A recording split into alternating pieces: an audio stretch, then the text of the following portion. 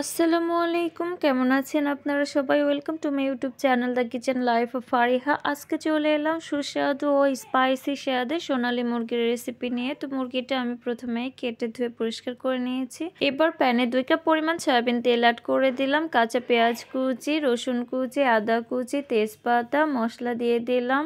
এরপর দিয়ে দেবো হাফ কাপ পরিমাণ পেঁয়াজ রসুন বাটা, জিরা বাটা, কাঁচা লঙ্কা, 1 চা চামচ লবণ, 1 চা চামচ মরিচ গুঁড়া, কিছু জিরা গুঁড়া। এবার 1 কাপ পরিমাণ পানি অ্যাড করে মশলাগুলো সব কষিয়ে নিব।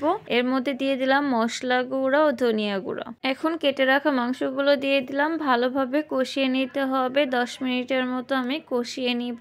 মুরগির মাংস যত বেশি কষিয়ে নেবেন তত বেশি স্বাদ হবে। কষিয়ে নেওয়া হয়ে গিয়েছে। এর মধ্যে আমি 4 কাপ পরিমাণ পানি অ্যাড করে দিলাম। এরপর হাই ফ্লেমে আমি 15 মিনিট রান্না করে নিব। এ পর্যায়ে আমি 1 চা চামচ মশলা গুঁড়ো দিয়ে দিলাম। এই তো 2 মিনিটের মতো নাড়লে আমার মাংস হয়ে গিয়েছে, নামিয়ে নিব।